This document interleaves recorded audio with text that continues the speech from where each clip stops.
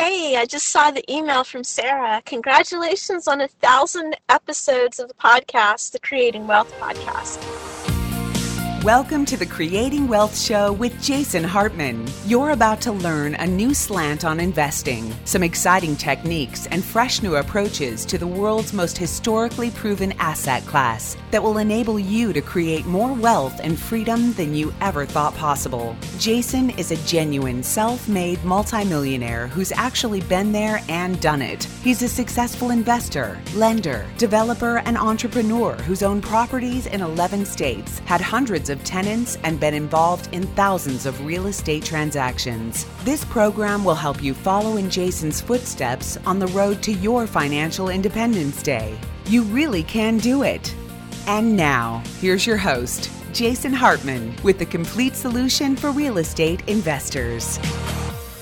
Welcome to episode 1367. Thanks for joining us today. Investment counselor Sara is here with me. She has a bit of a cold, but I think she sounds just fine. Sara, welcome. How you doing? Hey, Jason. Thanks for having me. I'm great. No one believes you have a cold. I think you're just trying to ditch school today. Jordan ditched school today. Jordan is Sara's son, just so for the record, for those who don't know. All right. Hey, we want to talk a little bit about a variety of things today. For investors, we want to talk about the Orlando market, the greater Orlando market, I should say. Of course, as you regular listeners know, when we mention a city, we're really talking about the greater, metro area. So not, these cities are big, some of them, and we talk about it as though it's a market, not real specifically. But we do get more specific as you talk to our investment counselors and a little bit on the show too. So we'll talk about that. But I think you wanted to congratulate a couple of clients, right? Yeah, well, I would like to start by congratulating Eric and Melody. They closed with us in Orlando in the Poinciana, Kissimmee area on a brand new construction property. And they were actually with us in Profits in Paradise when we did our Orlando conference. So yeah, congrats to them. Yeah, they got a beautiful brand new construction home. Excellent. And congratulations to dozens of others too who are not being mentioned. We appreciate all of you. But since we're talking particularly about this market, we just want to mention the last closing in that market. Good stuff. Sara, why do you like this market and why do you like our team there? Yeah, well, of course, it's close proximity to Disney World and all the Disney parks. So you know that there are jobs being created and that there's going to be demand for rentals there, right? Yeah. So it's a good economy. The price point, $196.9 up into about $225.9 is the price range. It's tough to get a nice new construction home for under $200,000 these days. Yeah. Prices are inching up little by little, and good strong rent. This is a 3-bedroom, 2-bath, $1,500 a month in rent on a $196.9 purchase price, which is great for new construction. Yeah, no, that's definitely a good market. And I want to play just a clip here, and this is from Orlando 2030, okay? Orlando Economic Partnership, talking about the growth in this city. So many good Florida markets, of course. Of course, we have many other markets around the country, but this market is definitely pretty hot. There's a lot of growth. Of course, you've got tons of entertainment, Universal, Disney, many, many others, and a lot of growth. So let's talk about this. But if you want to get a perspective too, which is quite interesting, remember that movie that I mentioned years ago as we were coming out of the Great Recession, talking about how Orlando was kind of ground zero for a lot of the foreclosure market. And I think it was called 99 Homes or 99 Houses, something like that. It was really quite fascinating about some of the stuff that went on there. But it's not like it went on just there. It went on all over the country in many, many places. So more on that if you want to see that movie. But let me play you this clip. Just consider this rather amazing growth projected over the next 10 years. By the year 2030, the Orlando region will be transformed. Our growth will impact everything. Industries, infrastructure, and institutions will change. By 2030, we'll have 5.2 million residents, 20% more than today. coming from all around the globe. We're estimated to add 500,000 new jobs. That's enough employed people to fill the Amway Center 25 times. Our fastest growing industry will be home and healthcare services. We'll outpace the rest of the nation in computer systems design, air transportation, and engineering services employment growth.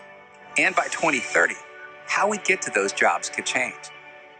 At least 600,000 more cars will be on our roads. I-4 Ultimate will be complete. Sunrail will have expanded. And self-driving cars may be everywhere. Which, by the way, something interesting about that, the self-driving cars may mean there are fewer cars on the road. It may mean there are more. We don't know yet. It really kind of remains to be seen. So that's an interesting prediction. We'll see if that one comes true. But certainly, I love the industries, right? Healthcare, home services, tons of entertainment, fantastic airport with just, incredible amount of direct flights. So very, very good metrics in terms of Orlando. Orlando could be an epicenter of autonomous vehicle technology and smart sensor tech, leading innovative companies to the area.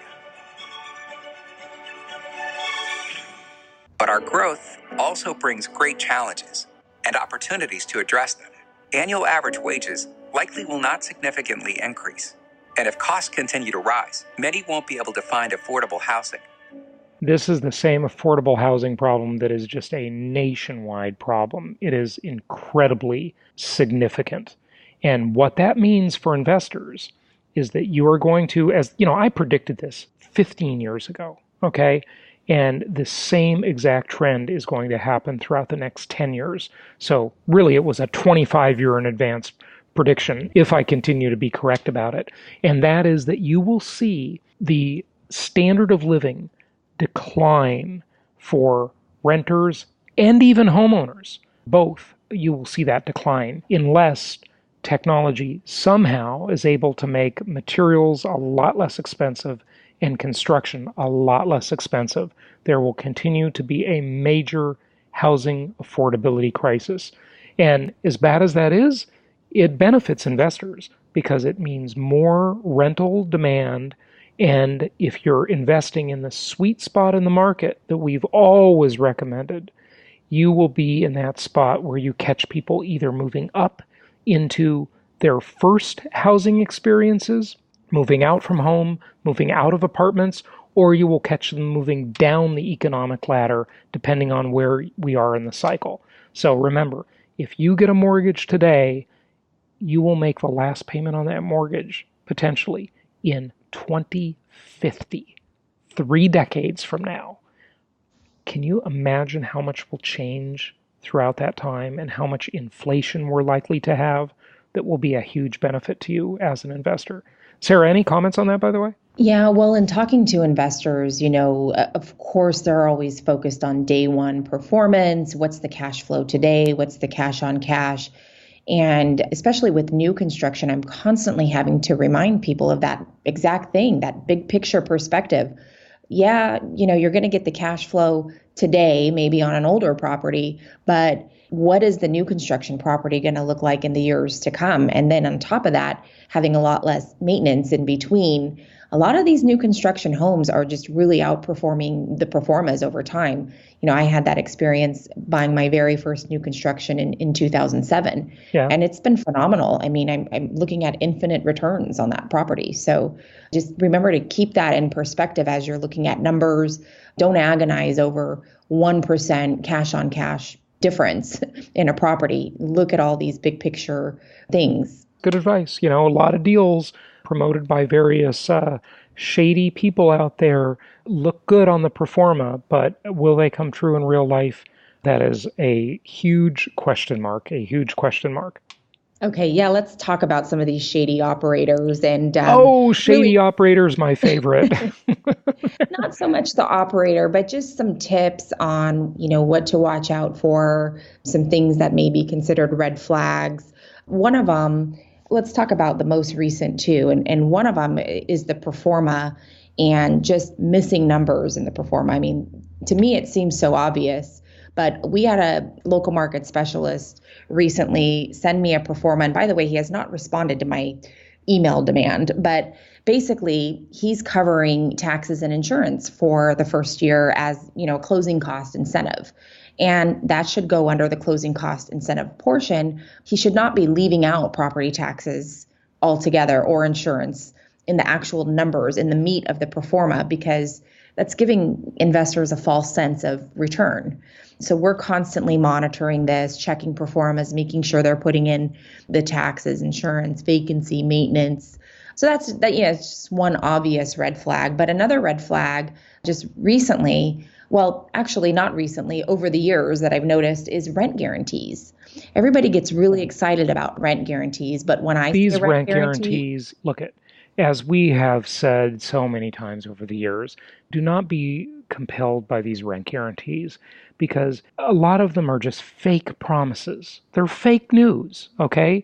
The property must make sense from a market supply and demand perspective, number one. And number two, a lot of the rent guarantees, they just don't keep the promise. We've talked in the past about how they set up a second entity, which is the one making the guarantee, and then they default on that. And what are you going to do? Sue them over such a small amount of money? That doesn't work. Even if you did, they just bankrupt that entity, or they just flat out lie and don't keep the promise. It's absolutely ridiculous. So rent guarantees are totally overrated. Go ahead, Sarah. Yeah, I don't think every seller that offers a rent guarantee is bad per se. Some of them do it with the best intentions, but as investors, we have to do our own due diligence and really hone in and determine what the actual market rent is. Because one thing they could do with a rent guarantee, besides default and not pay it, is they could hype up the rent, make it, $100 a month higher, and they're paying this guarantee. And so you don't notice it until a year later when you have to go and renew the lease. So there's different little problems and nuances with these rent guarantees. And so it's really important as an investor that you just make a few phone calls to local property managers or just do your research online and know what the true rent range, what is your neighbor renting their property for down the street? That's what you need to know. Yeah, absolutely. You've got to make sure that rent guarantee reflects the real marketplace so that if it is not honored, you can fall back to the real market and get that same kind of income. So good advice, good advice. All right, Sarah, what else would you like to cover? Maybe we can mention some of the other markets we are seeing good new construction in. We have been spending so much time and energy this past year working on new construction. We really think it's a win-win. The tenant gets a nice new property. The landlord gets a nice new property that they're not dealing with maintenance on. And we are sourcing new construction, not only in Orlando, but also Jacksonville, Florida, Atlanta, some of the markets in Mississippi, just south of the Memphis borderline, the Tennessee line. So that's Robinsonville, Mississippi, Baton Rouge. These are leasing up very nicely, performing very nicely. And so be on the lookout. We're sending out our hot sheets and getting new inventory almost every week. And so the inventory is changing, properties are selling quickly. So be sure to reach out to your investment counselor just to get a pulse on what's becoming available in the weeks to come. Yeah, good advice, good stuff.